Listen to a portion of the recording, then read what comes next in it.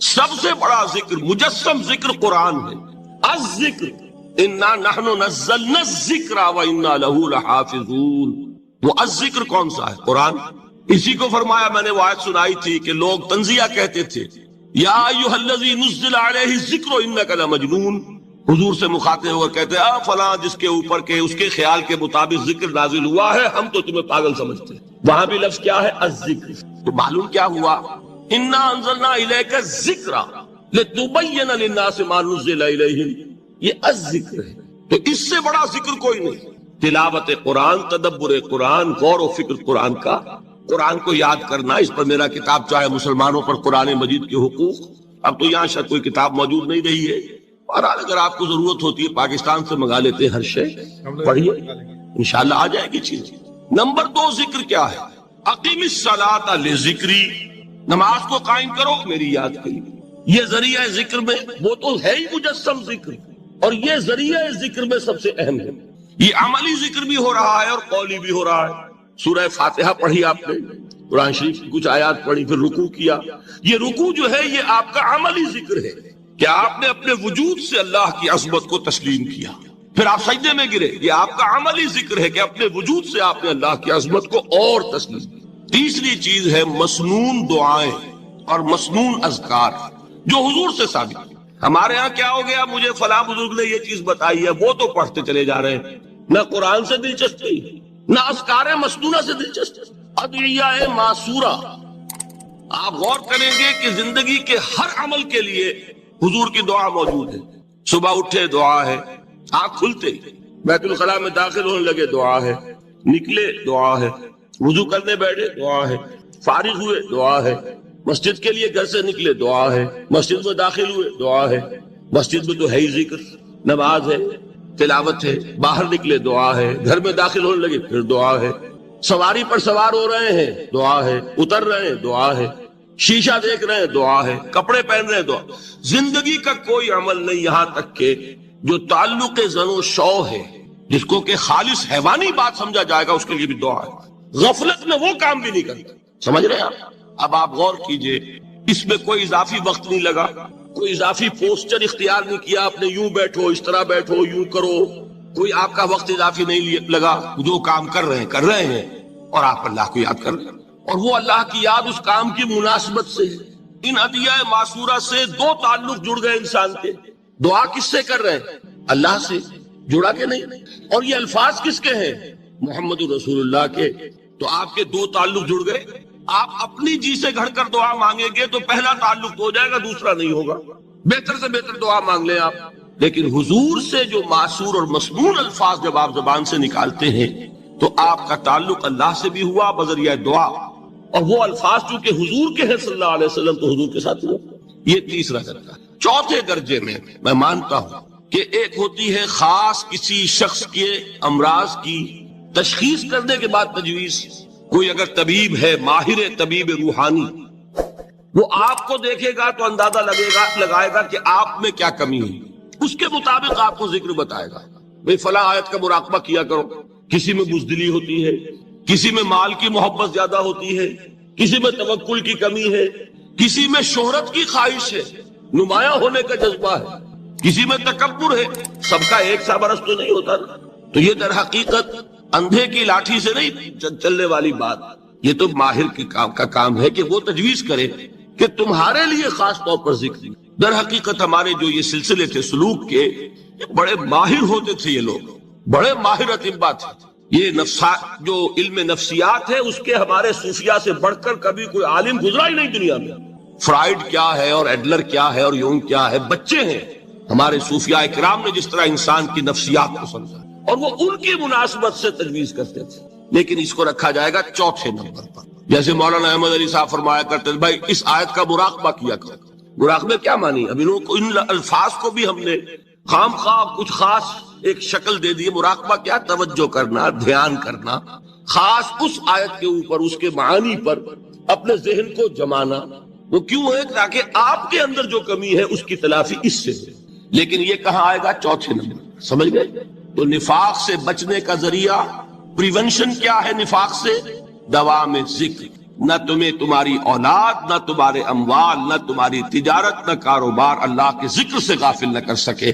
پنجابی میں کہتے ہیں کہ ہتھ کارول اور دل یار پر، کام کر رہے ہیں آپ لیکن یہ کہ دل اللہ کے ساتھ لگا ہوا، زبان تر ہے اللہ کی یاد سے۔ جو قرآن یاد ہے، گاڑی میں آپ بیٹھے جا رہے ہیں، 2 گھنٹے آپ کو کار میں لگانے ہیں، قرآن شریف پڑھتے جائیے، اس سے بڑا ذکر ہی کوئی نہیں۔ یہ ہے پریونشن۔ اب اگر مرض ہو جائے تو کیا؟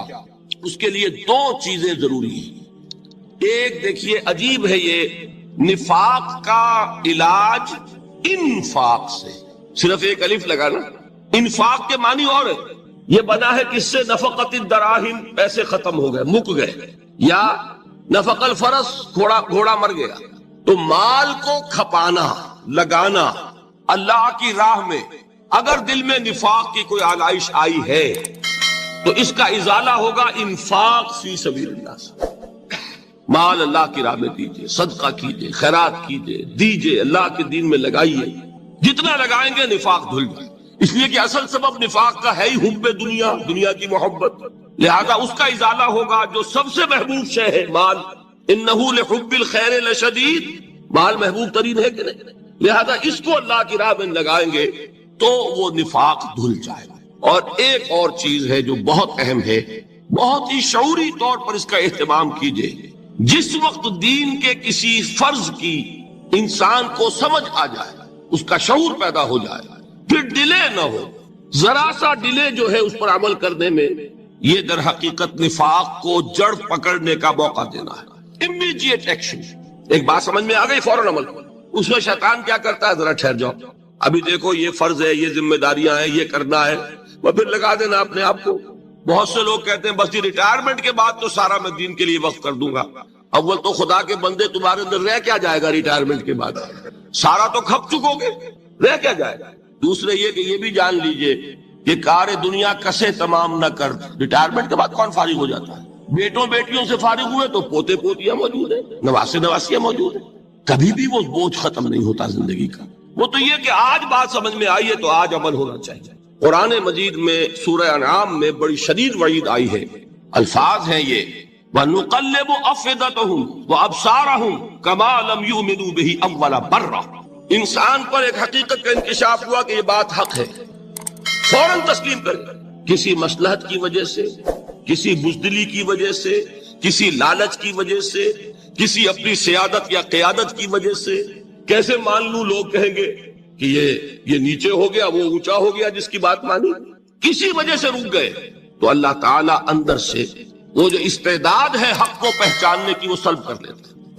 وَنُقَلِّبُ أَفْئِدَتَهُمْ وَأَبْصَارَهُم، ہم الٹ دیں گے ان کے دلوں کو بھی اور ان کی آنکھوں کو بھی۔ کیوں؟ كَمَا لَمْ يُؤْمِنُوا بِهِ أَوَّلَ مَرَّةٍ، اس لیے کہ وہ پہلی مرتبہ جب انکشاف حق ہوا ہے وہ ایمان نہیں لایا۔ اس کا میں ایک واقعہ آپ کو سنانا چاہتا ہوں کہ کس طرح صحابہ کرام پر بھی وقتی طور پر یہ واقعہ اگر صحابہ کرام کا نہ ہوتا تو یہ حقائق سمجھ میں نہ آتے۔ غزوہ تبوک کے موقع پر یہ میں جملہ انکمپلیٹ رہ گیا، ضعف ایمان کا حملہ ہو جاتا تھا، نفاق کا نہیں معاذ اللہ، لیکن ضعف ایمانی کی اگلی منزل شروع ہو جاتی ہے نا، نفاق۔ یہاں جھوٹ بولنا شروع کیا، نفاق، جھوٹی قسمیں کھانی شروع کی، سیکنڈ سٹیج، اور جہاں مومنین صادقین سے بغض اور عداوت پیدا ہو گیا وہ تھرڈ سٹیج۔ تو وہ ضعف ایمان کا کیسے ہوتا ہے یہ حضرت کعب ابن مالک نے بڑی تفصیل سے بیان کیا ہے۔ غزوہ تبوک کے موقع پر جہاں منافقین نے آ کر جھوٹے بہانے بنائے، جھوٹی قسمیں کھائیں اور حضور سے ایگزمپشن لے لی، چھٹی لے لی، رخصت لے لی، وہاں 3 ایسے صحابہ بھی تھے جو مومن صادق تھے، لیکن وقتی طور پر شیطان نے انہیں ورغلایا۔ کیسے ورغلایا وہ سمجھ لیجیے۔ کعب ابن مالک نے تفصیل سے بیان کیا ہے، اور میرے نزدیک یہ جہاں تک میرا مطالعہ ہے طویل ترین حدیث ہے، بخاری اور مسلم میں بھی موجود ہے۔ حضور جب واپس آئے ہیں اور اب آپ نے ایک ایک کو بلایا، جن لوگوں نے تو پہلے جھوٹی قسمیں کھا لی تھی ان کو تو بلانے کی ضرورت نہیں تھی، لیکن کچھ لوگ ایسے بھی تھے کہ جنہوں نے ایگزمپشن بھی نہیں لی تھی اور گئے بھی نہیں تھے۔ اب ان کو آپ نے ایک ایک کر کے پیشی ہوئی، آپ کیوں نہیں گئے تھے؟ تو اب جو منافقین تھے ان میں سے انہوں نے اس موقع پہ جھوٹی قسمیں کھا لی۔ خدا کی قسم حضور ہم تو بالکل تیار تھے، پوری میں نے تیاری بھی کر لی تھی، پورا ارادہ تھا، یہ وقتی طور پر یہ مصیبت مجھ پر آ پڑی۔ جس نے قسم کھائی انہوں نے کہا اچھا ٹھیک ہے جائیے۔ کعب ابن مالک کی باری آئی تو ان کے الفاظ اپنے یہ کہ جب میں پیش ہوا تو حضور کے چہرے مبارک پر ایک غصے والی مسکراہٹ تھی، زہر خند کہتے ہیں، ایک مسکراہٹ ہے لیکن غصے کے ساتھ، غضبناک۔ آپ فرمائیے آپ کیوں نہیں گئے؟ حضرت کعب یہ فرماتے ہیں کہ میں نے عرض کیا کہ حضور زبان میرے پاس بھی ہے، جھوٹ میں بھی بول سکتا ہوں، لیکن جھوٹ بول کر میں اس وقت آپ کی ناراضگی سے تو بچ جاؤں گا لیکن اللہ کے پکڑ سے نہیں بچ سکوں گا۔ میں اعتراف کرتا ہوں کہ جتنا صحت مند میں اس زمانے میں تھا کبھی نہیں تھا، جتنا فارغ البال اس وقت تھا کہ میرے پاس ساز و سامان موجود تھا راستے کے لیے، اتنا میں کبھی نہیں تھا۔ لیکن ہوا کیا؟ ہوا یہ کہ مجھے میرے نفس نے، شیطان نے پٹی پڑھائی۔ وہ پٹی کیا پڑھائی کہ حضور تو 30,000 کے لشکر کے ساتھ چلیں گے تو لشکر تو سلولی موو کرے گا نا، تمہارے پاس بڑی تکڑی، بڑی توانا صحت مند اونٹنی ہے، تم ذرا 2 دن بعد چلنا تیزی کے ساتھ اور حضور سے مل جانا، بس یہ تاخیر کا ارباب۔ تو انہیں خیال آیا کہ ابھی 2 دن گھر کی ٹھنڈی چھاؤں ہے، میں یہاں پہ جو آرام ہے وہ کر لوں۔ مجھے جگر کا شعر یاد آیا ہے کہ تپتی راہیں مجھ کو پکاریں، دامن پکڑے چھاؤں گھنیری۔ ایک طرف فرض کی پکار ہے، اس میں تو ظاہر بات ہے کہ وہ تپتی راہیں ہیں، لا تنفروا فی الحر سنا چکا ہوا ہے۔ یہاں گھر میں نخلستان میں کھجوروں کی چھاؤں میں اہل و عیال میں یہ ٹھنڈی چھاؤں جو ہے یہ پکڑ رہی ہے، بھائی 2 دن ٹھہر کے چلے جانا، ٹھیک ہے، کوئی نیت میں خرابی نہیں نا۔ اس کے بعد پھر جب ابھی 2 دن اور ٹھہر جاؤ، وہ تو بڑا لمبا سفر ہے، ذرا تیز اور دوڑ لینا۔ تو فرماتے ہیں کہ حضور میں اسی طریقے سے تاخیر و تعویق میں پڑا رہا، یہاں تک کہ ایک روز اچانک مجھ پر یہ چیز منکشف ہوئی کہ اب تو میں چاہے کتنا بھی تیز چل لوں میں آپ سے نہیں مل سکتا، میرے اعصاب ڈھیلے ہو، اس طرح میں محروم رہ۔ حضور نے بائیکاٹ کا حکم دیا صحابہ کو، 3 صحابہ تھے ایسے، 2 اور تھے جنہوں نے اسی طریقے سے اعتراف کیا۔ حضور نے حکم دے دیا کوئی ان سے گفتگو نہ کرے، سوشل بائیکاٹ، بڑی سخت سزا تھی جو دی گئی ہے، اس کی بڑی تفاصیل ہے، اللہ تعالیٰ شوق دے تو وہ حدیث پوری پڑھیے، میں نے تو 2 جمعوں میں ایک مرتبہ صرف اس ایک حدیث کو بیان کیا تھا، شاید کہیں کیسٹس ہوں میرے ہاں، ہمارے نمبر کوئی مجھے یاد نہیں ہے، لیکن یہ بڑی عجیب حدیث ہے۔ لیکن اس میں جو اصل سبق ہے وہ کیا ہے؟ اس طریقے سے شیطان لے تو لال، تاخیر، تعویق، ابھی کیا جلدی ہے، ذرا اس کام سے فارغ ہو لو، ذرا پھر تلافی کر لینا، ذرا زیادہ زور سے کام کر لینا، یہ وہ چیز ہے کہ جو وہ تو خیر صحابی تھے بچ گئے، اگر وہاں جھوٹی قسم بھی کھا دیتے تو گئے تھے۔ یہ تو اتنا ہی ہے نا، مردی و نامردی قدم فاصلہ دارت، اس میں تو یہی ہے کہ ذرا ایک جھوٹی قسم کھا دیتے، جھوٹی بہانہ بنا دیتے تو اب ضعف ایمان نہ رہتا، وہ نفاق کی سند شروع ہو جاتی۔ وہ اللہ تعالیٰ نے ان کو بچایا، لیکن یہ کہ ہم کیسے بچیں گے اگر ہم نے یہ روش اختیار کی؟ لہذا 3 کام، دوام ذکر نمبر 1، اس کی میں شرح کر چکا ہوں، 4 اذکار یاد کر لیجئے گا ان کو، ورنہ کیا فائدہ۔ نمبر 2، انفاق فی سبیل اللہ، نفاق کا علاج انفاق۔ نمبر 3، یہ عادت اپنے اندر پیدا کیجئے شعوری طور پر کہ جب ایک حقیقت واضح ہو جائے فوراً اعتراف، یہاں بھائی بات ٹھیک ہے آپ، جب ایک فرض کا احساس ہو جائے فوراً اس کی ادائیگی کے لیے آغاز۔ تاخیر و تعویق ہے کہ جس سے پھر نفاق کو موقع ملے۔ اللہ تعالیٰ مجھے اور آپ کو حقیقی ایمان عطا فرمائے اور نفاق سے بچائے رکھے۔ اب آئیے حقیقت و اقسام شرک۔ دیکھیے ہر شخص یہ جانتا ہے کہ اسلام دین توحید ہے، ایک لفظ میں اگر کہیں گے تو اسلام کا سب سے بڑا وصف، سب سے بڑی علامت توحید۔ وہ جو اقبال نے کہا کہ توحید کی امانت سینوں میں ہے ہمارے، آسان نہیں مٹانا نام و نشاں ہمارا، تو توحید ہے۔ توحید کی ضد ہے شرک، ٹھیک؟ اس سے میں ایک نتیجہ نکالتا ہوں، کوئی مسلمان جان بوجھ کر مشرک نہیں ہو سکتا، یہ میرا نتیجہ ہے، جان بوجھ کر مشرک نہیں ہو سکتا۔ وہ شرک میں مبتلا ہوگا تو ناسمجھی میں ہوگا، نادانی میں ہوگا، وہ اسے شرک نہیں سمجھے گا۔ یہ ممکن نہیں ہے کہ کوئی مسلمان ہو، گیا سے گیا مسلمان، گزرا سے گزرا مسلمان، گھٹیا سے گھٹیا مسلمان، لیکن وہ شرک کو شرک سمجھتے ہوئے اس پہ آلودہ ہوتا کیا سمجھ میں نہیں آتا کہ شرک۔ تو ضرورت بہت ہے کہ ہم یہ پہچانے کہ یہ شرک ہے کیا۔ دوسری بات یہ جان لیجئے، ہمارے دین میں ناقابل عفو جرم کون سا ہے؟ 2 مرتبہ بیان فرمایا گیا سورہ نساء میں صرف، ان اللہ لا یغفر ان یشرک بہ ویغفر ما دون ذلک لمن یشاء۔ اللہ تعالیٰ اسے تو ہرگز نہیں بخشے گا کہ اس کے ساتھ شرک کیا جائے، ہاں اس سے کم تر جس کو چاہے گا معاف فرما دے گا۔ نوٹ کر لیجئے، اس کی بھی اندر بھی اوپن لائسنس نہیں ہے کہ بقیہ سارے گناہ لازماً معاف کر دے گا، یہ نہیں ہے، اس سے تو آپ میں جرت پیدا ہو جائے گی، باقی سب کیے جاؤ، یہ نہیں، جس کو چاہے گا بخش دے گا، لیکن امید ضرور دلا دی کہ شرک سے کم تر کوئی گناہ ہو تو اس کی بخشش کی بغیر توبہ کے اللہ تعالیٰ نے امید دلائی۔ توبہ سے تو شرک بھی معاف ہو جائے گا، اس سے مراد کیا ہے؟ بغیر توبہ کے اللہ تعالیٰ نے فرمایا کہ اور گناہوں کے بارے میں تو امید کی جا سکتی ہے لیکن شرک کے بارے میں ہرگز نہیں۔ اہمیت واضح ہو گئی۔ مزید نمبر 3، اس شرک کی ہماگیریت کا عالم یہ ہے کہ سورہ یوسف کی آیہ مبارکہ ہے وَمَا يُؤْمِنُ أَكْثَرُهُمْ بِاللَّهِ إِلَّا وَهُمْ مُشْرِكُونَ، انسانوں کی اکثریت کا حال یہ ہے کہ وہ اللہ پر ایمان نہیں رکھتے مگر کسی نہ کسی قسم کے شرک کے ساتھ۔ یہ یونیورسلٹی ہے اس کی کہ اللہ کو بھی مان رہے ہیں لیکن کسی نوع کا شرک جو ہے وہ بھی لگا رکھا۔ وَمَا يُؤْمِنُ أَكْثَرُهُمْ بِاللَّهِ، انسانوں کی اکثریت کا حال یہ ہے کہ وہ ایمان نہیں رکھتے اللہ پر، الا وہم مشرکون، مگر یہ کہ کوئی نہ کوئی شرک بھی کرتے ہیں۔ چوتھی بات یہ سمجھیے کہ شرک ہر دور میں بھیس بدل کر آتا ہے۔ یہ ضروری نہیں ہے کہ شرک کی جو قسمیں آج سے 200 برس پہلے تھی صرف وہی آج بھی رہے، ہو سکتا ہے کہ بالکل نئی شکلیں اس شرک نے اختیار کر لی۔ اس سے کیا نتیجہ نکلا کہ اگر اجتہادی بصیرت نہیں ہوگی تو ہو سکتا ہے کہ ایک شخص جو ہمارے سابق علماء نے لکھ دیا کہ یہ چیز شرک، یہ چیز شرک، یہ چیز شرک، یہ چیز شرک، آج سے 500 برس پہلے کا انسان بڑے سے بڑا عالم دین اپنے زمانے کے شرک کو پہچان کر تو لکھ سکتا ہے، اس سے تو آپ بچ رہے ہیں۔ امام ابن تیمیہ نے اس کو شرک قرار دیا، اس کو شرک قرار دیا، اس کو شرک قرار دیا، کوئی شخص ہے جو اس سے تو بچ گیا۔ امام صاحب کی دی ہوئی بصیرت سے اس نے ان جو اقسام ہے شرک کی ان کو پہچان لیا، لیکن یہ عین ممکن ہے کہ آج کے شرک کو وہ نہ پہچان رہا ہو، اپنی جگہ وہ سمجھ رہا ہو اپنے آپ کو بہت بڑا موحد، جبکہ اس دور کا جو شرک ہے اس میں ملوث ہے۔ اس کو میں نے کہا ہے کہ اس شرک کے بارے میں بڑی اجتہادی بصیرت کی ضرورت ہے۔ فارسی کا ایک شعر ہے، بڑا پیارا شعر ہے، بہر رنگے کے خواہی جامہ می پوش، من انداز قدت رامی شناسا۔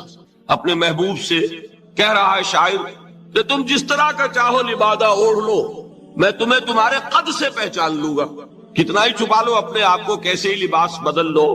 بہر رنگے کے خواہی جامہ می پوش، من انداز قدت رامی شناسا، میں تمہارے قد سے تمہیں پہچانتا۔ یہ اگر بصیرت نہ ہو کہ شرک کو اس کے قد سے پہچان سکیں آپ، اس کے لیے ضرورت ہے اصولوں کی۔ دیکھیے جس طرح الجبرا کے اصول ہوتے ہیں، فارمولا ہے، فارمولا ہاتھ میں آ گیا، مسئلے حل کرتے چلے جا رہے ہیں، آپ اپلائی کرنے کی دیر ہے فارمولے کی۔ اگر آپ نے صرف گنتی کر کے کسی زمانے کے شرک وہ تو سمجھ لیے، لیکن وہ بصیرت باطنی حاصل نہیں ہوئی، اجتہادی بصیرت، وہ اصول ہاتھ میں نہیں آئے کہ جس سے آپ پہچان سکیں، تو ہو سکتا ہے کہ اس دور کے شرک کو آپ نہ پہچان سکیں۔ اس کے لیے ضرورت ہے کہ اصل اصول ہاتھ میں آ جائیں تاکہ اصولوں کو اپلائی کریں۔ ایک بات مجھ سے اور سن لیجئے، میرا اپنا یہ تاثر ہے، ہمارے دین میں خیر، بھلائی، نیکی، چاہے وہ نظریے کی ہو، علم کی ہو، عقیدے کی ہو، عمل کی ہو، اخلاق کی ہو، وہ سب کیا ہے؟ وہ توحید ہی کے شجرہ طیبہ کی شاخیں ہیں۔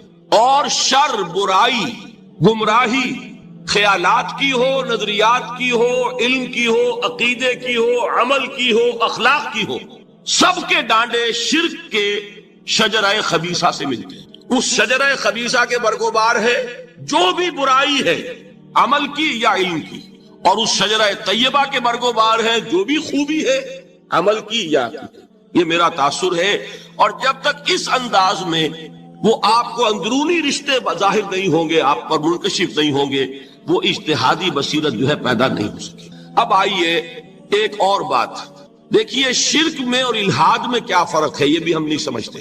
الحاد، مادہ پرستی، وہ کیا ہے؟ ایتھیزم، کسی بھی خدا کا انکار۔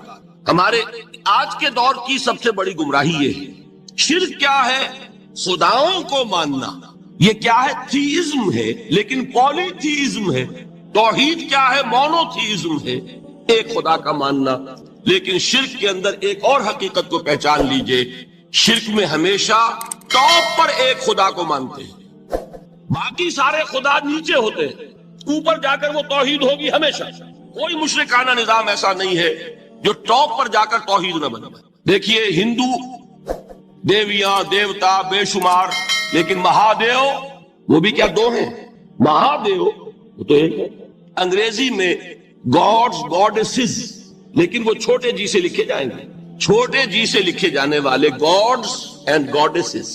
رومن مائتھولوجی ہو، گریک مائتھولوجی ہو، ان دیویوں دیوتاؤں کے نام ہی آپ نہیں یاد کر سکتے، لیکن گاڈ بڑے جی سے وہ ایک ہے کہ نہیں؟ ٹاپ پر جو ہے وہ ایک ہے، اس کو وہ بھی مانتے ہیں کہ اومنی پوٹنٹ، اومنیشنٹ، اومنی پریزنٹ، علی کل شیء قدیر، بکل شیء علیم، ہر جگہ موجود، وہ تو ایک ہی ہے، وہ تو کیپٹل جی سے لکھا جائے گا۔ باقی اس کے نیچے فوج ہے دیویوں کی، دیوتاؤں کی، خداؤں کی اور خدانیوں کی، وہ گاڈز اینڈ گاڈیسز ہیں۔ عرب میں کیا تھا؟ میں نے پہلے آپ کو وہ دو مثالیں دے دی ہیں، تیسری اور ایران کی لے لیجئے، خیر کا خدا اور شر کا خدا اور، ایک یزدا ایک اہرمن، ٹھیک، سنویت ہو گئی نا، دو خداؤں کو مانا، لیکن وہی ہے جو خدائے گاں، خداؤں کا خدا، اس کو ایک ہی مانتے ہیں۔ یہی معاملہ عرب میں تھا۔ اللہ وہ ایک ہی تھا ان کے یہاں۔ قرآن میں آتا ہے ان سے پوچھئے وَلَئِن سَأَلْتَهُم مَّنْ خَلَقَ السَّمَاوَاتِ وَالْأَرْضَ لَيَقُولُنَّ اللَّهُ، جب ان سے کہا جاتا ہے کہ کس نے پیدا کیا آسمان اور زمین کو، یہ فوراً کہیں گے اللہ نے۔ فَأَنَّىٰ يُؤْفَكُونَ، تو یہ ماننے کے بعد کدھر جا رہے ہیں؟ وہ کیا کہتے تھے کہ وہ بڑا اللہ تو ایک ہی، لیکن چھوٹے آلہہ ہیں۔ آلہہ اور اللہ میں وہی فرق ہے جو کیپٹل جی کا گاڈ اور چھوٹے جی سے گاڈز اینڈ گاڈیسز، وہی فرق ہے کہ جو مہادیو اور دیویوں اور دیوتاؤں میں ہے، وہی وہاں تھا۔ اللہ وہ ایک اور سپریم، سب سے بالا تر، اس سے اوپر کوئی نہیں، تخلیق میں اس کا کوئی ساجی نہیں، لیکن اس نے کچھ آلہہ ہیں جنہیں کچھ اختیارات تقسیم کیے ہوئے، کچھ اس کے لاڈلی ہستیاں ہیں جو سفارش کر سکتی ہیں۔ بس یہ شرک تھا مشرکین مکہ کا۔ بات سمجھ رہے ہیں؟ اس کا جائزہ لیں گے تو آپ کو، اور جو آج شرک کی اقسام میں بیان کروں گا اس کو ہاتھ میں لیں گے تو کسی موحد کا تلاش کرنا مشکل ہو جائے گا۔ ڈھونڈ اب ان کو چراغ رخ زیبا لے کر، آج جن کا نام مسلمان ہے ان کی اکثریت کسی نہ کسی نوع کے شرک میں مبتلا ہے۔ اب آئیے اقسام شرک۔ اقسام شرک میں بھی وہی کیفیت ہے جو نفاق کے بارے میں نے عرض کی تھی کہ ایک تقسیم یہ ہے جو علماء نے کی ہے، ایک ہے عقیدے کا نفاق، ایک ہے عمل کا نفاق۔ اسی طرح ایک ہے عقیدے کا شرک، ایک ہے عمل کا شرک۔ عقیدے میں نہیں ہے، عمل میں ہے۔ ایک تقسیم آپ نے سنی ہوگی شرک جلی، شرک خفی، ایک ہے ننگا شرک، کھلم کھلا شرک، ایک ہے چھپا ہوا شرک جو نظر نہیں آتا۔ لیکن ایک مغالطہ اپنے دل سے نکال دیجئے، بعض لوگ شرک خفی کو شرک نہیں سمجھتے، یہ بہت بڑی غلطی ہے۔ اگر وہ شرک نہ ہوتا تو حضور اسے شرک نہ کہتے، کوئی اور لفظ، عربی زبان کا دامن جو ہے محدود نہیں ہے، پھر اس کے لیے کوئی اور لفظ اختیار فرمایا جاتا ہے وہ شرک۔ لیکن ایک شرک ہے جلی جو نمایاں ہے، نظر آ رہا، ایک ہے شرک خفی جو نظر نہیں آ رہا۔ اور وہ کتنا خفی ہو سکتا ہے اس کی ایک مثال دی حضور نے۔ شرک خفی اتنا خفی ہو سکتا ہے، ذرا مبالغہ دیکھیے جو حضور نے بات کو سمجھانے کے لیے مثال میں جو مبالغہ اختیار فرمایا۔ ایک سیاہ اندھیری رات میں ایک سیاہ پتھر پر ایک سیاہ چیونٹی کو رینگتے ہوئے دیکھنا جتنا مشکل ہے، اتنا ہی شرک خفی کا پہچاننا مشکل ہے۔ بتائیے، آپ نے فرمایا انا افصح العرب، میں عرب کا فصیح ترین انسان ہوں، اس سے آگے کوئی مثال دی جا سکتی ہے؟ اندھیری رات، تاریک رات، پتھر سیاہ، چیونٹی سیاہ، کون دیکھ سکتا؟ جتنا اس کو دیکھنا ناممکن ہے اتنا ہی شرک خفی کا پہچاننا مشکل ہے۔ گویا کہ اس سے تو اللہ ہی بچائے گا تو انسان بچے گا۔ ایک آخری بات تمہیداً اور عرض کر دوں، پھر میں چلوں گا اقسام پر۔ میری جو باتیں آپ کے سامنے آئی اس سے ایک منطقی نتیجہ نکلتا ہے۔ کوئی شخص اگر حقیقتاً شرک سے بچ جائے، واقعتاً شرک سے بچ جائے، ہر قسم سے بچ جائے، اس سے بھی اوپر کوئی انسان ہوگا۔ گویا کہ یہ آخری منزل ہے، یا یوں کہیے کہ جس شخص کے بارے میں اللہ تعالیٰ یہ مان لے کہ میرا یہ بندہ شرک سے بری ہے، اس سے بڑی سند کوئی ہے؟ دی ہائیسٹ ٹیسٹیمونیل، سب سے بڑی سند، سب سے بڑی تعریف جو بندے کی ہو سکتی ہے وہ کیا ہے؟ یہ مشرک نہیں۔ یہی وجہ دیکھیے آپ قرآن مجید میں حضرت ابراہیم کے ذکر میں دیکھیں گے، ابراہیم کا مقام کیا ہے؟ خلیل اللہ، ابو الانبیاء، امام الناس، تین نسبتیں ہیں، تینوں بڑی عظیم۔ اللہ کے ساتھ نسبت کیا ہے؟ خلیل، واتخذ اللہ ابراہیم خلیلا۔ ابو الانبیاء، کتنے نبی ہیں ان کی نسل میں؟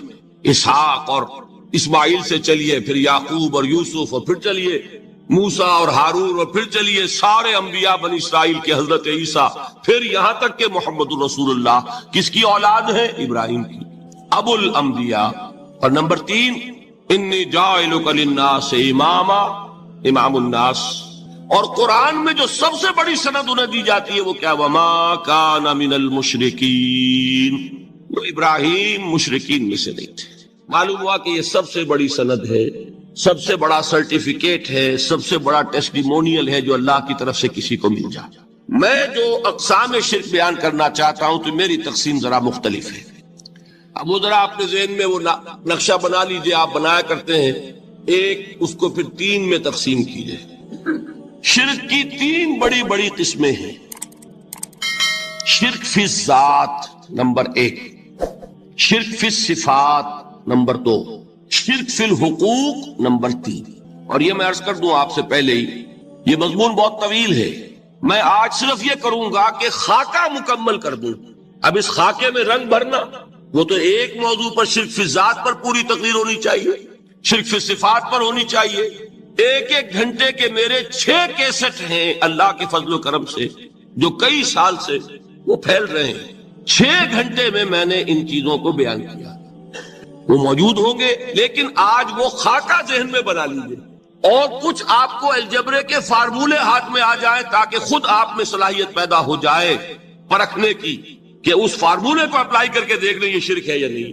یہ 2 کام تو میں انشاءاللہ آج کر دوں گا، آپ مطمئن رہیں۔ باقی یہ کہ تفصیل تو ہر سلسلے میں تفصیل پھر بہت ہوگی، وہ شوق ہو تو وہ کیسے آپ سنیے۔ تو 3 تقسیمیں ہو گئی۔ شرک فی الذات، اللہ کی ذات میں کسی کو شریک کر دینا، یہ سب سے زیادہ نمایاں، سب سے زیادہ جلی، سب سے زیادہ عریاں، اور اللہ تعالیٰ کو سب سے زیادہ مبغوض اور ناپسند شرک۔ شرک فی الصفات نمبر 2، یہ ایک علمی مسئلہ ہے جس میں آدمی ٹھوکر کھا جاتا ہے اگر محتاط نہ۔ ہمارے ہاں ایک مذہبی طبقہ ہے جس کے نزدیک اصل اہمیت ریچولز کی ہے، عبادات کی ہے، رسومات کی۔ معاملات میں وہ دھوکہ دے رہے ہیں، سودا کر کے پھر گئے، ان کے دلوں میں نرمی نہیں ہے، سائلوں کو دھتکارتے ہیں۔ لیکن ایک بات سے بہت دیکھیے، سودی کاروبار کرتے ہیں۔ ٹھیک ہے بھائی، میں سودی کاروبار تو کرتا ہوں، میں نے مسجد میں تو بنوائی ہے، میں نے مسجد میں جھاڑ بھی تو لگوا دیا ہے، میں نے مسجد میں قالین بھی تو بچھوایا ہے۔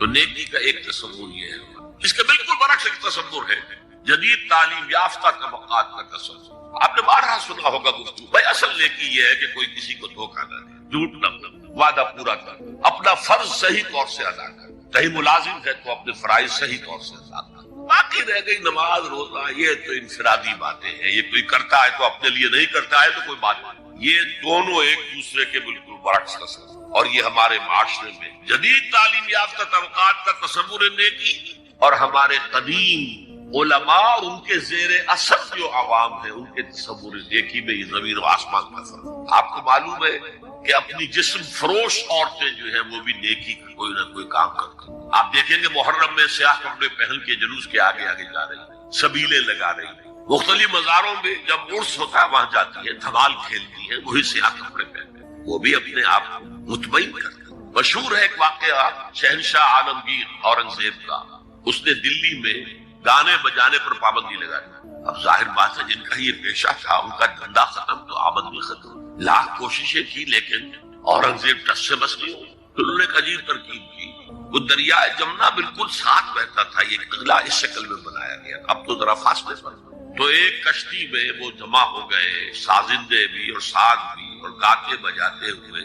انہیں معلوم تھا فلاں وقت جو ہے بادشاہ جھروکے میں بیٹھ کر دریا کی سیر کرتا ہے، وہاں سے گزرے اور ایک شعر گاتے ہوئے گزرے، در کوئے نیک نامی مارا گزر نہ دارم، گر تو نمی پسندی تقدیر قدارا۔ در کوئے نیک نامی، یہ نیکی جو ہے اس کے کوچے میں ہمارا گزر ہی نہیں، در کوئے نیک نامی مارا گزر نہ دارم، یہ تو اللہ کی طرف سے فیصلہ ہے، اس کی مقرر کردہ تقدیر ہے۔ گر تو نمی پسندی تغییر کل قزارا، اگر تجھے پسند نہیں ہے تو تقدیر بدل دے۔ تو تو بادشاہ ہنس پڑا اور اس نے کہا کہ ٹھیک ہے بھائی، گانے بجانے کی حد تک تمہیں جانا۔ تو ہر ایک طبقے کا اپنا ایک تصور ہے نیکی کا۔ جیسے میں نے پہلے عرض کیا، بڑے بڑے ڈاکو جو ہیں وہ اپنے علاقے کے بیواؤں یتیموں کی سرپرستی، ایسے نہایت درندگی، صفاقی، انسانی جان کی کوئی حیثیت نہیں۔ تو نیکی اصل میں کس شے کا نام ہے، کون سی چڑیا کا نام ہے، نیکی حقیقت میں کیا ہے، وہ ہے اس آیت کا مضمون۔ میں مثال دیا کرتا ہوں، ایک عام قصہ ہے کہ کسی گاؤں میں پہلی مرتبہ ہاتھی آیا۔ اب وہاں نابینا لوگ جو تھے انہیں بھی پتہ چلا ایک عجیب جانور آیا ہے۔ وہ آئے اور کسی نے اس کی ٹانگ کو ٹٹولا، اس نے کہا ہاتھی ایک ستون کے مانند ہے۔ کسی کا اس کے کان کے اوپر ہاتھ پڑا، اس نے کہا چھاج کے مانند ہے وہ۔ کسی نے پیٹ کو ٹٹولا، بہت بڑا ڈھول ہے وہ۔ بالکل یہی معاملہ ہے نیکی کے تصور کے بارے میں۔ اڑائے کچھ ورق لالے نے، کچھ نرگس نے، کچھ گل نے، چمن میں ہر طرف بکھری ہوئی ہے داستان میں۔ کسی نے نیکی کا ایک حصہ لے لیا، کسی نے دوسرا لے لیا، کسی نے تیسرا لے لیا۔ وہ مکمل سراپا نیکی، حقیقی نیکی کس میں ہے، یہ ہے اس آیت کا مضمون۔ اب چوتھے نمبر پر یہ تمہیدی باتیں جو میں عرض کر رہا ہوں، اس آیت کا پس منظر کیا ہے جسے ہم کہتے ہیں شان نزول۔ کیا بحث چل رہی تھی جس پہ ہدایت کے لیے یہ آیت نازل ہوئی؟ ذہن میں رکھیے کہ تحویل قبلہ اس آیت کا پس منظر ہے، شان نزول۔ آپ کو معلوم ہے مکے میں جب تک حضور رہے، آپ جب نماز پڑھتے تھے تو آپ جنوبی جانب کھڑے ہوتے تھے، یعنی رکن یمانی اور وہ کونا کے جس میں حجر اسود نصب ہے، ان دونوں کے درمیان کھڑے ہوئے کعبے کی طرف رخ کیا۔ تو اسی رخ پر بیت المقدس بھی ہے۔ اسے کہتے ہیں استقبال قبلتین، دونوں قبلوں کا بیک وقت استقبال ہو گیا، رخ ہو گیا دونوں طرف، خانہ کعبہ کے بھی اور بیت المقدس کے بھی۔ مدینے میں آ کر تو یہ ناممکن ہے۔ اب اگر کعبے کی طرف رخ کرو گے تو بیت المقدس کی طرف پشت ہو جائے گی، وہ شمال میں ہے، یہ جنوب میں ہے۔ اگر بیت المقدس کی طرف رخ کرو گے تو کعبے کی طرف پیٹھ ہوگی۔ لیکن آپ کو معلوم ہے کہ حضور نے 16 یا 17 مہینے مدینے آنے کے بعد بیت المقدس کی طرف رخ کر کے نماز پڑھی۔ اب ایک شکل تو یہ ہے کہ یہ حضور کا ذاتی اجتہاد ہو اور اس کو اللہ نے تسلیم کر لیا ہو کہ ٹھیک ہے، یہ بھی ممکن ہے۔ اسے تقریر کہتے ہیں اصطلاح میں۔ حدیث کس چیز کا نام ہے؟ حضور کا قول یا فعل یا تقریر۔ پہلی دونوں چیزیں تو آپ جانتے، قول اور فعل۔ یہ تقریر کیا ہے؟ حضور کے سامنے کوئی کام کیا گیا اور حضور نے نہیں روکا، تو امپلائڈ ہے اس کے اندر کہ یہ کام حرام نہیں ہے، حضور کے سامنے ہوا ہے، آپ نے روکا نہیں۔ تو اگر یہ ذاتی اجتہاد تھا تو تقریر ہو گئی اس کی اللہ کی۔ لیکن زیادہ غالب پہلو یہ ہے کہ یہ اللہ کے حکم سے حضور نے کیا، اور یہ حکم وحی خفی کے ذریعے سے آیا، اس لیے کہ قرآن مجید میں اس کا ذکر نہیں ہے کہ اللہ نے حکم دیا ہو کہ اے محمد صلی اللہ علیہ وسلم اب آپ اور آپ کے ساتھی بیت المقدس کی طرف رخ کر کے نماز پڑھے، ہی نہیں۔ تو یہ وحی خفی، وحی جلی، وحی خفی، دو قسم کی وحیاں حضور کو ہوتی۔ نبی کے لیے تو وحی خفی بھی وحی جلی کے حق اسی کے حکم میں ہے، لیکن عام آدمی کا کوئی ولی اللہ بڑے سے بڑا ہو، اس کی بھی اس کا کشف، اس کا الہام حجت نہیں ہے دین میں۔ بہرحال یہ شاید حضور کو اللہ نے وحی خفی کے ذریعے حکم دیا۔ اس کا ایک بہت بڑا سیاسی فائدہ ہوا حضور کو، اور وہ یہ کہ مدینے میں آ کر آپ کا واسطہ پڑا یہودیوں سے۔ وہ بہت منظم تھے، تعلیم یافتہ تھے، بہت کلچرڈ تھے، ان کے ہاں فقہا تھے، ان کے ہاں مفتی لوگ موجود۔ اگر فوری طور پر تصادم یہود کے ساتھ ہو جاتا تو حضور کے قدم مدینے میں جمنا آسان تھا۔ یہ جب آپ نے بیت المقدس کی طرف رخ کر کے نماز پڑھی تو یہودیوں نے سمجھا چلو کوئی بات نہیں، یہ تو ہمارے کیمپ فالوورز ہیں، ہمارے قبلے کا رخ کر رہے ہیں، لہذا فوری طور پر ان کی طرف سے کوئی مخالفت وہ پیش نہیں۔ اور اس 16 مہینے میں حضور کو اپنے قدم جمانے کا مدینہ منورہ میں پورا بلکہ پہلے 6 مہینے اس میں جو ہے بہت ڈیسائسو ہے۔ 3 کام آپ نے 6 مہینے میں کیے ہیں تو بالآخر بہت ہی زیادہ فیصلہ کن ثابت۔ نمبر 1 یہ کہ آپ نے مسجد نبوی کی تعمیر کر لی، اب یہی مرکز ہے، یہی درسگاہ ہے، یہی خانقاہ ہے، یہی پارلیمنٹ ہے، یہی دارالمشاورت ہے، یہیں سے فوجیں تیار کی جا رہی ہیں، یہی وفود آ کر پیش ہو رہے ہیں۔ بہرحال ایک مرکز وہی آ۔ نمبر 2 یہ کہ مہاجرین میں اور انصار میں مواخات، ایک مہاجر ایک Ansari, they were declared brothers۔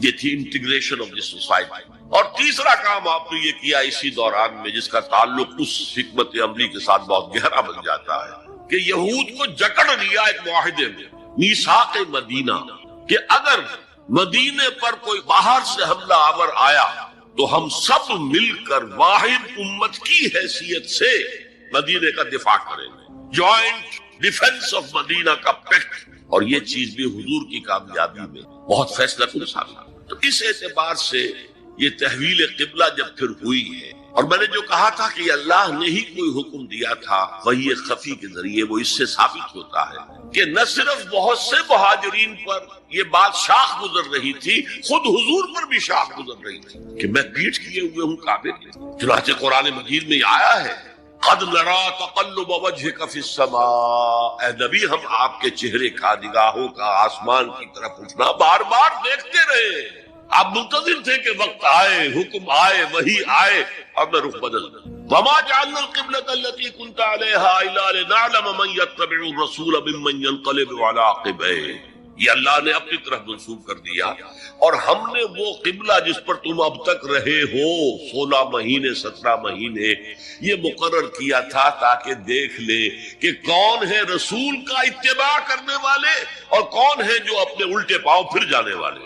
کیا مطلب ہے اس کا؟ مہاجرین مکے سے آئے تھے، ان کے دلوں میں عظمت جو ہے کعبے کی وہ پلی ہوئی تھی اندر ٹھوک ٹھوک کر۔ اب دیکھا اللہ نے حکم نہیں دیا وحی جلی کے ذریعے سے، یہ رسول کا حکم تھا، گویا کہ یہ ایک امتحان ہو گیا کہ کہیں تمہاری حمیت جاہلی، تمہاری محبت جو تمہیں کعبے سے ہے وہ تمہیں اسلام سے پھیر تو نہیں دیتی؟ آیا تم رسول کے حکم کو مقدم رکھتے ہو اور اپنی کسی سابقہ حمیت، جسے حمیت جاہلی ہم کہہ دیں گے، اس کو مقدم رکھتے ہو؟ یہ ایک سخت امتحان تھا جس میں کہ اہل مکہ جو مہاجرین تھے وہ مبتلا کیے گئے، اور خاص طور پر یہ بات کہ رسول کا حکم ماننے کی تاکید، چاہے ابھی قرآن میں کوئی آیت نہیں آئی ہے، لیکن شریفہ تھی کہ آپ فجر کی نماز کے بعد تشریف رکھتے تھے تھوڑی دیر، یہ نہیں جو ہمارا حال ہے نماز پڑھی اور گئے بس بات ختم، لیکن یہ کہ اس کے بعد صحابہ سے اسی لیے کوئی خواب دیکھا ہو تم بیان کے بارے میں ہو، تو ایک صحابی سے آپ نے پوچھا کیسا اصبحت، آج کیسی صبح ہوئی، کیسی صبح نہ، ان کا جواب جو ہے وہ بڑا غیر معمولی، اصبحت تو مومن حقا، اللہ مجھے تو آج سچے مومن کی صبح نصیب۔ اب یہ بات جو ہے غیر معمولی تھی، تو چلے کل شیء صفت فما صفت ایمان، ہر شے کی کوئی نہ کوئی صفت ہو جس سے آدمی سنتا ہے، تو یہ جو تم کہہ رہے ہو کہ مجھے سچے مومن کی صبح نصیب، عرض کیا کانی انظر الی الجنہ، میری کیفیت کانی وہی لفظ ہے، کاننا کا طرح،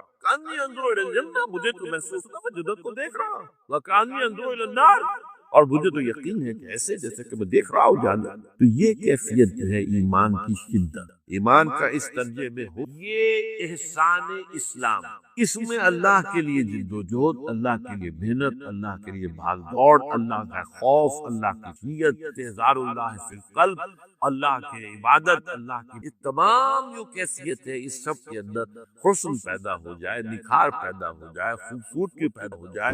یا بنی لا تشرک باللہ ان الشرک لظلم عظیم، الى قوله یا بنی اقم الصلاة وامر بالمعروف وانہ عن المنکر واصبر على ما اصابک ان ذلك من عزم الامور، وقال تبارک وتعالی اننی انا اللہ لا الہ الا انا فاعبدنی واقم الصلاة لذکری، صدق اللہ العظیم۔ محترم لطف الرحمان صاحب ناظم قرآن کالج، محترم پروفیسر حافظ محمد فاضل صاحب رئیس شعبہ عربی و اسلامیات، محترم میجر ریٹائرڈ فتح محمد صاحب ناظم دارالمقامہ، اور عزیز طلبہ، میں سب سے پہلے تو آپ حضرات کو مبارکباد پیش کرتا ہوں کہ آپ نے یہ 2 روزہ صلاۃ کیمپ منعقد کیا۔ میں یہ سمجھتا ہوں کہ قرآن کالج کی یہ پہلی تقریب ہے کہ جو اس کے قیام کے مقصد کے ساتھ بڑی گہری ہم آہنگی رکھتی، پھر یہ کہ جس انداز میں اسے منظم کیا گیا ہے، اس میں خاص طور پر میجر صاحب کی جو فوجی تربیت ہے اس کا جو عمل دخل مجھے نظر آیا ہے، تو میں اس پر بھی انہیں ہدیہ تحسین پیش کرتا ہوں، اور امید کرتا ہوں کہ آئندہ بھی دین کے جو اہم اور بنیادی موضوعات ہیں ان پر اسی طرح کے تربیتی کیمپ منعقد کرتے رہیں گے۔ میری گفتگو کا جو اس وقت عنوان معین ہے اور جو اس وقت آپ کے سامنے لکھا ہوا بھی ہے، فلسفہ دین میں نماز کی اہمیت، اس میں سب سے پہلے تو میں توجہ دلاؤں گا کہ لفظ فلسفہ اصلاً نہ عربی کا ہے اور نہ ہی یہ قرآن حکیم کی اصطلاح ہے۔ یہ لفظ بھی اپنی اصل کے اعتبار سے یونانی ہے۔ فلسفی اگرچہ فلسفی عربی میں اب استعمال ہوتا ہے اور فلاسفہ اس کی جمع بھی ہوتی ہے، لیکن واقعتاً یہ عربی زبان کا لفظ نہیں ہے۔ اسی کی ایک مثال اور ہے تصوف، وہ بھی بظاہر تفاعل کے وزن پر خالص صیغہ معلوم ہوتا ہے عربی زبان کا، لیکن یہ بھی تھیوسوفی، یہ بھی در حقیقت یونانی الاصل لفظ ہے جس کی تعریف کی گئی ہے، اسے معرب بنا کر عربی کا جامہ پہنا دیا گیا ہے۔ فلسفے سے ہم جس علم یا جس شعبہ علم کو مراد لیتے ہیں، قرآن حکیم کی اصطلاح میں اس کے لیے لفظ حکمت ہے۔ اس کا مادہ ہا کاف میم، اور اس کا بنیادی مفہوم وہی ہے کہ جو اس سے جو ایک مشتق لفظ ہے استحکام، کسی شے کا مضبوط ہو جانا، پختہ ہو جانا، قوی ہو جانا، ایسی صلاحیت حاصل کر لینا کہ وہ اپنی حفاظت کر سکے، اپنے خلاف کسی بھی اقدام پر اپنا دفاع کر سکے۔ یہ ہا کاف میم کے مادے کا اصل مفہوم ہے۔ اور حکمت انسان کے فکر اور اس کے شعور کی پختگی کا نام ہے، اس لیے کہ انسان حیوانات سے ممیز کیا گیا ہے اگرچہ مختلف اعتبارات سے، لیکن یہ کہ اس میں سب سے اہم اعتبار یہ ہے کہ یہ حیوان عاقل ہے۔ اسی طریقے سے اسے حیوان ناطق کہا جاتا ہے، اور نطق اور عقل کا بڑا گہرا تعلق ہے اور ربط، دونوں ایک دوسرے سے جڑے ہوئے۔ تو ہم کہیں گے شعور، عقل سے انسان کو شعور حاصل ہوتا ہے، اور نطق جو ہے اس کی بنیاد، اس کا سورس جو ہے وہ یہی شعور۔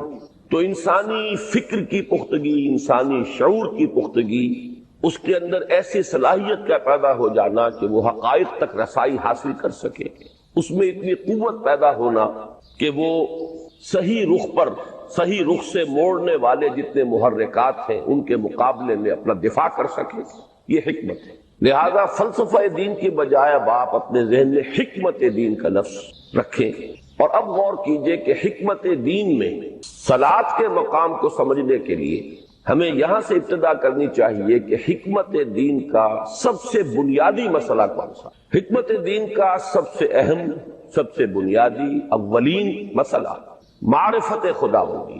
انسان اپنے رب کو پہچانے، اور رب کو پہچان کر اپنے فطری جذبہ تشکر کو اس کی ذات سے وابستہ کرے۔ یہ فطری جذبہ تشکر بھی آپ سمجھ لیجئے کہ یہ بھی نہ صرف انسان بلکہ حیوانات کا بھی خاصہ ہے کہ اگر ان کے ساتھ کوئی بھلائی کی جائے تو ایک خاص رد عمل ان کی طبیعت میں پیدا ہوتا ہے، جسے ہم جذبہ شکر یا جذبہ تشکر سے تعبیر کر سکتے۔ حیوان کے پاس اگرچہ وہ زبان نہیں ہے کہ جس میں وہ اپنے اس جذبے کو الفاظ کا جامہ پہنا کر اپنے محسن کی خدمت میں پیش کر سکے، لیکن یہ کہ اگر کبھی کسی بھوکے پیاسے حیوان کو آپ نے کوئی غذا فراہم کی ہو یا پانی پلایا ہو، اور پھر اگر آپ اس کی آنکھوں میں دیکھیں گے تو وہ جذبہ تشکر وہاں سے ابلتا ہوا محسوس، یہ گویا کہ فطرت کا تقاضا ہے۔ حیوانات سے بلند تر سطح پر انسان ہے، تو فطرت انسانی کا بڑا اساسی اور بنیادی تقاضا ہے کہ وہ اپنے محسن کا شکر ادا کرے، جس نے بھی اس کے ساتھ کوئی بھلائی کی ہو، خیر کیا ہو،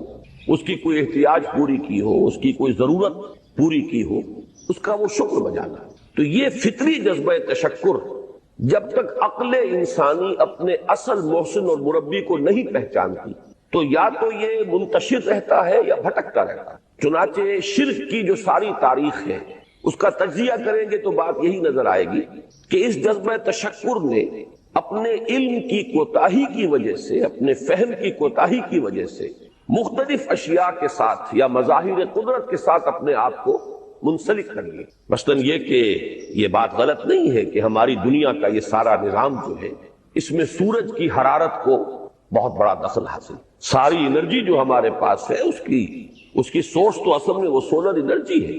لکڑی بھی آپ جلا کر اگر آگ کے ذریعے سے حرارت حاصل کرتے ہیں تو وہ بھی در حقیقت سورج ہی کی وہ حرارت تھی کہ جو اس لکڑی میں جذب ہوئی ہے، اس نے وہ صورت اختیار کی۔ فصلوں کو سورج پکاتا ہے، اس کی حرارت جو ہے وہی ان کے پکنے کا ذریعہ بنتی ہے۔ لہذا انسان نے یہ سمجھا کہ ہمارا سب سے بڑا محسن یہ ہے، لہذا اس کے آگے ہاتھ جوڑ دیے، اس کو سجدہ کیا، اسے معبود بنا لیا۔ اسی پر آپ قیاس کرتے چلے جائیے، جس چیز کے بارے میں احساس ہوا کہ اس کے ساتھ ہماری کوئی بھلائی وابستہ ہے، یہ ہمارے لیے کسی خیر کا ذریعہ ہے، اس کے سامنے انسان جھک گیا اور اس کے اظہار تشکر کے لیے اس نے مراسم عبودیت ایجاد کر۔ تو عقل انسانی کی اصل معراج یہ ہے کہ وہ اپنے اصل مربی کو پہچانے، اپنے اصل رب کی معرفت حاصل ہو جائے کہ یہ تمام مظاہر فطرت، مظاہر قدرت، اگرچہ یہ سب ہے اس دنیا میں، اس کے نظام کو مختلف پہلوؤں سے ان کے ساتھ وابستہ کیا گیا ہے، لیکن یہ سب خود کسی اور کی ربوبیت کے مظہر ہے۔ کوئی اور ہے جو ان سب کا خالق ہے، کوئی اور ہے کہ جس نے ان کے لیے یہ سارا نظام بنایا ہے۔ تو ایک ہی چھلانگ میں انسان پھر وہاں پہنچتا ہے اور اپنے اصل رب اور مربی کو پہچان کر اب اپنے پورے جذبہ تشکر کو اس کی ذات کے ساتھ منسلک کر۔ یہ میں نے خلاصہ عرض کیا آپ کے سامنے سورہ لقمان کے دوسرے رکوع کی اس پہلی آیت کا، جس میں اللہ تعالیٰ نے حضرت لقمان کے حوالے سے حکمت اور حکمت کا جو منطقی اور لازمی نتیجہ ہے، دونوں چیزوں کو بیان کر دیا۔ وَلَقَدْ آتَيْنَا لُقْمَانَ الْحِكْمَةَ أَنِ اشْكُرْ لِلَّهِ، ہم نے لقمان کو حکمت عطا کی کہ کر شکر اللہ کا۔ فطرت سلیمہ کا تقاضا شکر، محسن کے لیے، مربی کے لیے، اور عقل کی معراج اپنے اصل محسن اور مربی کو پہچانا، اسی کا نام حکمت ہے۔ حکمت عقل صحیح اور فطرت سلیمہ کے امتزاج سے وجود میں آتی ہے، جس کا نتیجہ شکر رب ہے یا معرفت رب۔ تو یوں سمجھئے کہ حکمت دین کا اساسی مسئلہ یہ، باقی سارے مسائل اب یہیں سے آگے چلیں گے۔ اس کے لیے یہ بات اگر آپ نے منتخب نصاب کے وہ اسباق پڑھ لیے ہوں تو یہ چیزیں سامنے آ چکی ہوں گی کہ اس کے لیے قرآن کا اسلوب یہ ہے کہ آیات کے حوالے سے انسان کے اندر معرفت رب کو جگایا جاتا ہے۔ میں نے جگانے کا لفظ استعمال کیا ہے کہ قرآن کی حکمت یہ ہے کہ رب کی معرفت فطرت انسانی میں موجود ہے لیکن سوئی ہوئی، ڈورمنٹ ہے، اسے جگانا ہے، اسے ایکٹیویٹ کرنا ہے۔ اس کے لیے آیات آفاقی، ان فی خلق السماوات والارض واختلاف اللیل والنہار والفلک التي تجری فی البحر بما ينفع الناس الی آخر الآیہ۔ اسی طرح آیات انفسی، وفی انفسکم افلا تبصرون، سنریہم آیاتنا فی الآفاق وفی انفسہم حتی یتبین لہم انہ الحق۔ لیکن ان آیات آفاقیہ کی طرف بھی صحیح نقطہ نظر سے متوجہ کرنے کے لیے اور انسان کے اندر کی اس سوئی ہوئی معرفت رب کو جگانے کے لیے سب سے زیادہ مؤثر آیات قرآنیہ، چونکہ یہ فطرت انسانی کے اندر کی ایک شے کو جگانے والی ہیں۔ یہی وجہ ہے کہ قرآن مجید اپنے آپ کو کہیں الذکر کہتا ہے، کہیں ذکرہ، کہیں تذکرہ۔ یہ تو یاد دہانی ہے، تمہارے اپنے اندر معرفت رب موجود تھی یا موجود ہے، لیکن یا تمہیں اس کا شعور نہ تھا، وہ تمہارے شعور کی سطح پر نہیں آئی تھی، یا یہ کہ آئی تھی لیکن پھر تم اسے بھول گئے، ذہول کے پردے پڑ گئے۔ جیسا کہ علامہ اقبال نے کہا کہ کافر کی یہ پہچان کے آفاق میں گم ہے، تم پھر گم ہو گئے۔ لہذا اس کو اجاگر کرنے کے لیے، تازہ کرنے کے لیے یہ آیات قرآن، ان اندھیروں سے، گمشدگی کے اندھیروں سے نکالنے کے لیے، معرفت کی روشنی میں لانے کے لیے یہ آیات مبارکہ ہے۔ هو الذی ينزل على عبده آیات بینات لیخرجکم من الظلمات الی النور، اندھیروں سے نکال کر روشنی میں لانے کے لیے اللہ نے اپنے بندے پر صلی اللہ علیہ وسلم یہ آیات بینات نازل کی۔ لیکن اب اس سے اگلا قدم ہے، اور اصل میں وہ ہے جو میری گفتگو کا موضوع ہے اس وقت۔ اس کے لیے یہ تمہید ضروری تھی کہ حکمت قرآن کا اور حکمت دین کا اولین، اہم ترین، سب سے اساسی، سب سے بنیادی مسئلہ ہے معرفت رب۔ اگر اس مرحلے کو انسان طے کر لے اللہ کے فضل و کرم سے، اسے اللہ کی معرفت بھی حاصل ہو جائے اور اس پر ایمان بھی میسر آ جائے، تو اب اس کے سامنے تین مسئلے اور ان کو اچھی طرح آئیڈینٹیفائی کریں۔ پہلا مسئلہ یہ ہے کہ اس کی فکر صحیح مزید پیش قدمی کرے، آگے بڑھے۔ یہ تو اس کا سٹارٹنگ پوائنٹ تھا، رب کو پہچان لینا۔ ابھی تو اس سے آگے بڑھ کر اس فکر صحیح کو، بڑی بلندیوں کو چھونا ہے، جیسے کہ کلمہ طیبہ کی تمثیل بیان کی گئی قرآن مجید میں، کَشَجَرَةٍ طَيِّبَةٍ أَصْلُهَا ثَابِتٌ وَفَرْعُهَا فِي السَّمَاءِ۔ تو فکر انسانی کے لیے وہ اصل ثابت، جمی ہوئی جڑ جو ہے وہ تو ہے معرفت رب۔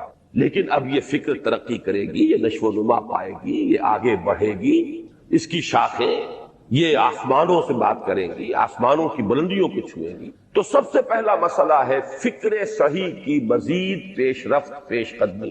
دوسرا مسئلہ انسان کا بہت بنیادی، عمل کی درستی، صحیح عمل۔ انسان اپنے نفس امارہ سے مغلوب ہو کر یا جذبات کی رو میں بہہ کر یا ماحول کے اثرات سے مرعوب ہو کر وہ کسی غلط رخ پر نہ پڑے، تو اس کے عمل کو درست رکھنے کے لیے کوئی اسے سہارا درکار ہے۔ اور تیسری ضرورت اس کی، یہ میرے نزدیک اس دور میں سب سے زیادہ نگاہوں سے اوجھل ہو چکی ہے، یہاں تک کہ ہمارے بہت سے دینی حلقے بھی، خاص طور پر جو ریلیجس ایکٹیوسٹ شمار ہوتے ہیں، جو دین کی احیائی جد و جہد میں مصروف نظر آتے ہیں، تجدید دین، احیاء دین، غلبہ دین، اقامت دین، ان کی بھی ایک بہت بڑی محرومی ہے کہ وہ ایک تیسرے گوشے کو تقریباً نظر انداز کریں، اور وہ ہے روحانی ترقی۔ اس لیے کہ انسان کی اصل عظمت کی بنیاد تو وہ روح ہے جو اس میں پھونکی گئی، وَنَفَخْتُ فِيهِ مِن رُوحِي، جس کا تعلق ذات باری تعالیٰ کے ساتھ ہے۔ کم سے کم یہ تو ہر شخص مانے گا، کوئی بڑے سے بڑا ریشنلسٹ اور روحانیت کا منکر شخص وہ بھی یہ تو ماننے پر مجبور ہے کہ اللہ تعالیٰ نے اس کی جو نسبت اپنی طرف فرمائی ہے روحی، اس میں در حقیقت انسانی روح کی عظمت اور اس کی شرافت، اس کی بلندی اور اس کی بزرگی کی طرف اشارہ ہے۔ بہرحال اس کی ترقی، فکر صحیح کی ترقی۔ نمبر 2، عمل کی درستی، اس میں افراط و تفریط نہ ہو، اس میں انسان نفس امارہ سے مغلوب ہو کر یا جذبات کی رو میں بہہ کر یا ماحول کے اثرات سے متاثر ہو کر کوئی غلط اور غیر متوازن راستہ اختیار نہ کر لے۔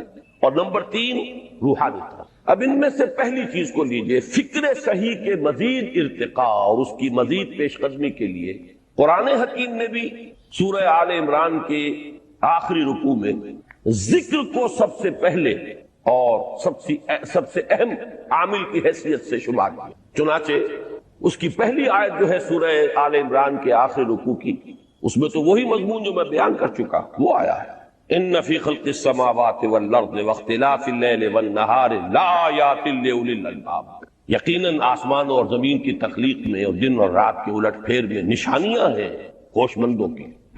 ان کے ذریعے سے انسانی شعور کے اندر وہ معرفت رب اجاگر ہوگی۔ وہ پہلا مرحلہ اس نے طے کر لیا، وہ ڈورمنٹ معرفت اب ایکٹیویٹ ہو گئی۔ اب مزید فکر کا مرحلہ ہے جو اگلی آیت میں آیا ہے، الذین یذکرون اللہ قیاما وقعودا وعلی جنوبہم ویتفکرون فی خلق السماوات ربنا ما خلقت ھذا باطلا سبحانک فقنا عذاب النار۔ یعنی تفکر جو ہے، ویتفکرون فی خلق السماوات والارض، وہ تفکر کرتے ہیں، غور و فکر کرتے ہیں آسمان اور زمین کی تخلیق میں، لیکن اس تفکر کے ساتھ لازماً ذکر، اور ذکر مدام، ذکر بھی وہ کہ جو مستقل ہو، ہر حالت میں ہو۔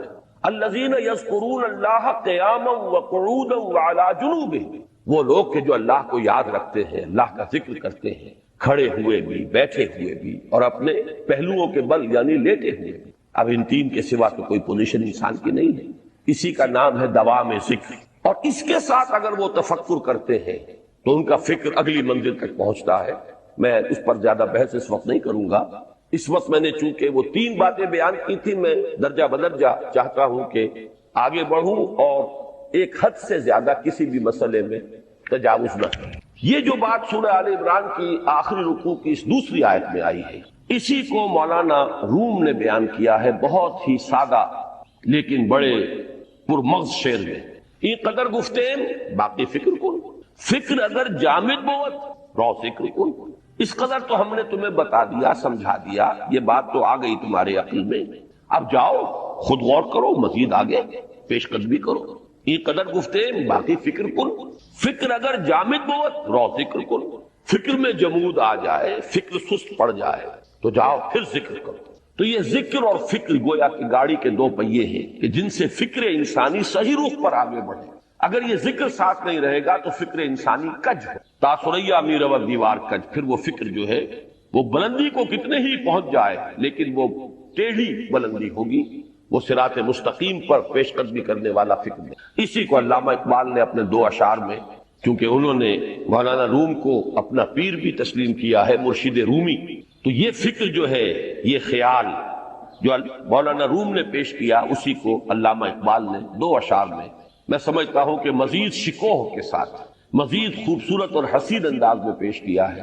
جز بقرآن زیغمی روباہی اصل، فقر قرآن اصل شاہنشاہی اصل. قرآن کے بغیر اگر کوئی شعر بھی ہو تو وہ بھی اصل میں لومڑی ہے، اس کی کوئی حقیقت نہیں ہے. اس لیے کہ اصل شاہنشاہی جو ہے وہ تو فقر قرآن ہے.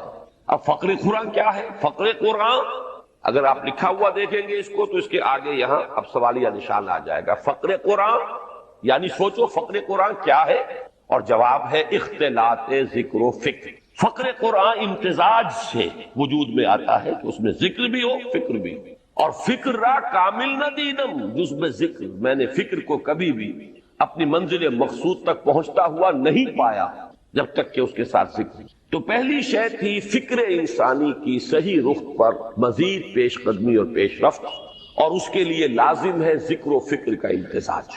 دوسری چیز کو لیجئے عمل کی درستی. اس عمل کی درستی کے لیے اللہ تعالیٰ کے ساتھ ایک گہرے تعلق کی ضرورت. اس لیے کہ صبر کی بحث میں یہ مضامین شاید آپ کے سامنے آ گئے ہوں کہ صبر جہاں مصیبت پر صبر ہوتا ہے، تکلیف پر صبر ہوتا ہے، اللہ کے احکام پر جمنا یہ بھی صبر ہے.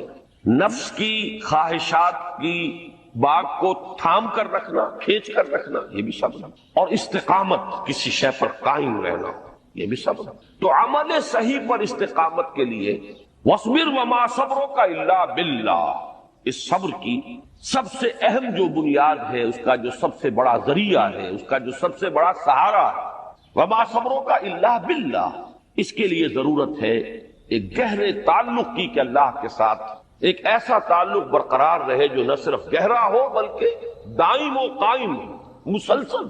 ذرا ظہور ہوگا تعلق مع اللہ میں، ذرا کمی آئے گی، شیطان کا وار کاری ہو. اسی کو حضور نے حدیث میں یوں تعبیر کیا ہے تمثیلاً کہ جو دل اللہ کی یاد سے غافل ہے اس پر، فارسی کا وہ مقولہ بھی ہے کہ خانہ خالی را دیو میں گیرت، گھر خالی رہے تو جنات اس پر دیو جو ہے آ کر قبضہ جما لیتے ہیں. تو خانہ قلب جو ہے اگر یاد خدا بندی سے خالی ہو گیا تو شیطان ابلیس لعین اپنی تھوتنی ٹکا دیتا ہے. یہ لفظ آتا ہے سور کے منہ کے لیے تھوتنی، جس طرح اس کا نکلا ہوا سا منہ ہوتا ہے آگے، تو یہ لفظ استعمال کیا گیا کہ وہ اپنی تھوتنی انسان کے دل پر جما کر اور پھوکے مارنی شروع کر. تو شیطان کو موقع ہی کب ملتا ہے جب انسان کے تعلق مع اللہ کے اندر کمی، وہ خانہ بالکل خالی ہو گیا ہو یا اتنا ضعیف ہو گیا ہو کہ کل عدم ہو جائے، گویا کہ نہیں. تیسری چیز کی طرف آئیے، روحانی ترقی. روحانی ترقی کے لیے میں ایک اصطلاح کے سامنے لا رہا ہوں. اس سے مراد کیا ہے؟ روحانی ترقی کے لیے ہماری دینی اصطلاح ہے تقرب الی اللہ، اللہ سے قریب تر ہوتے چلے جائیں. اس پر میرا ایک کتابچہ بھی ہے. تقرب الی اللہ کے 2 مدارج، 2 درجے، جو در حقیقت ایک حدیث نبوی علیہ الصلوۃ والسلام ہی پر مبنی ہے کہ حضور نے ایک درجہ قرار دیا ہے تقرب بالفرائض، فرائض کے ذریعے سے انسان اللہ کا قرب حاصل. ایک ہے تقرب بالنوافل، نوافل کے ذریعے سے اللہ کا قرب حاصل. ان میں کیا نسبت و تناسب ہے؟ اہمیت کے اعتبار سے کون بڑھ کر ہے، بلندی کے اعتبار سے کون بڑھ کر ہے، یہ تمام مسائل میں نے اپنی اس تقریر میں بیان کیے تھے جو اس کتاب کے میں شائع ہوئی ہے. اس وقت میں اس کی تفصیل میں نہیں جا رہا، صرف یہ تذکرہ اس لیے کر رہا ہوں کہ جن کو بھی خواہش ہو جائے وہ اس کا مطالعہ کرے. ہماری اس وقت کی گفتگو سے وہ کتابچہ اس جگہ پر منسلک ہوگا. تو تقرب الی اللہ، یہ تقرب کوئی فزیکل فینومینن نہیں ہے، جسمانی یا مادی مسئلہ نہیں ہے. اللہ سے قرب یہ نہیں ہے کہ کوئی کروڑوں میل کا فاصلہ ہے، اب ہمیں کوئی رسی پر چڑھنا ہے اوپر بڑی محنت اور مشقت سے. فصل تو ہے ہی نہیں، فاصلہ ہے ہی نہیں، بعد ہے ہی نہیں. نحن اقرب الیہ من حبل الورید، ہم تو انسان سے اس کی شہرگ سے بھی زیادہ قریب. ہوا معکم اینما کنتم، وہ تو تمہارے ساتھ ہی ہوتا ہے جہاں کہیں بھی تم ہو. بس صرف یہ کہ تمہاری توجہ نہیں ہوتی، تم اور چیزوں میں مشغول و مصروف رہتے ہو، تم ہماری طرف دھیان ہی نہیں دیتے، تم ہماری طرف متوجہ ہی نہیں ہوتے. ہم تو مائل بے کرم ہے، کوئی سائل ہی نہیں، راہ دکھلائیں کسے رہنوے منزل ہی نہیں. انسان جب متوجہ ہو جاتا ہے اور بڑھتا ہے آگے پیش قدمی کرتا ہے روحانی اعتبار سے، تو یہ ہے در حقیقت تقرب اللہ، اور اسی کو ہم کہیں گے روحانی طرف۔ اب ان تین چیزوں کو اگر آپ نے ذہن میں جما لیا، پھر میری بات کی ترتیب اس کو ذہن میں قائم کیجئے۔ ہم چلے کہاں سے؟